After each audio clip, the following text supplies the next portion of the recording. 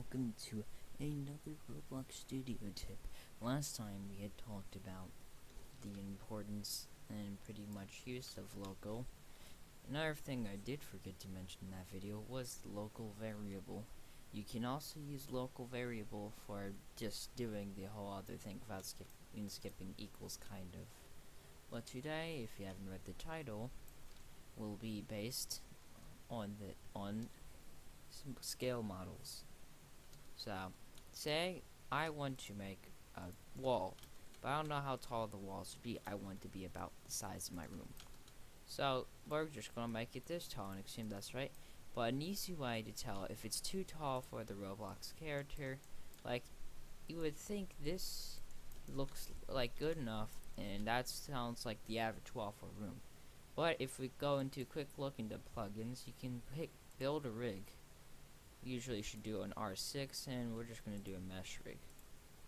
Now we can clearly see, if I rotate this, because you still want to see him, he wants to be seen. As we can clearly see, the wall is much taller than your average room.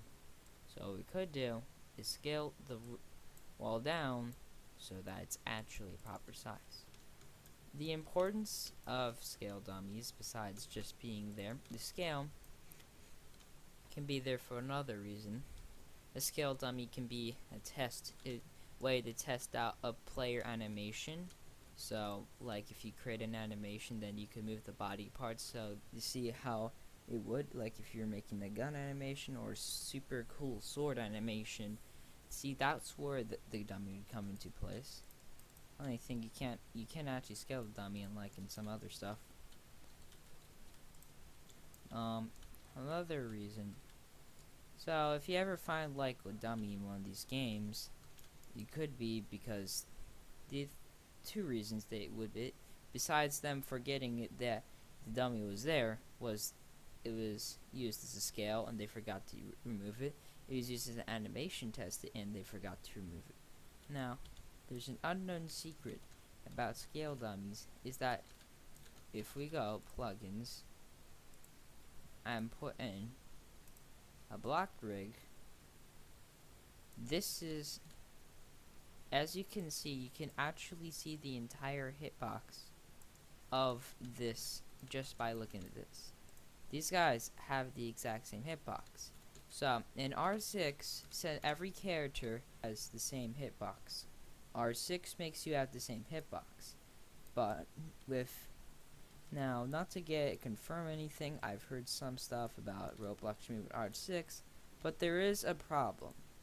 For all the games that would be forced to use R15, see this?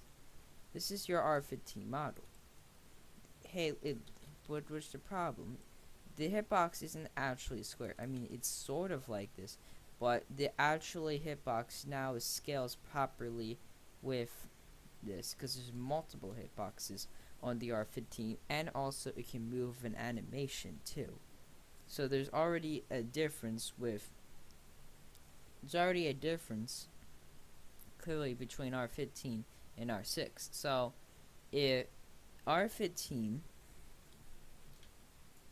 basically, if everything has R15 in it, R-throw, then your avatar and your stuff will just simply break the game if it was intended for R6 and scaled and animated and completely uses R6.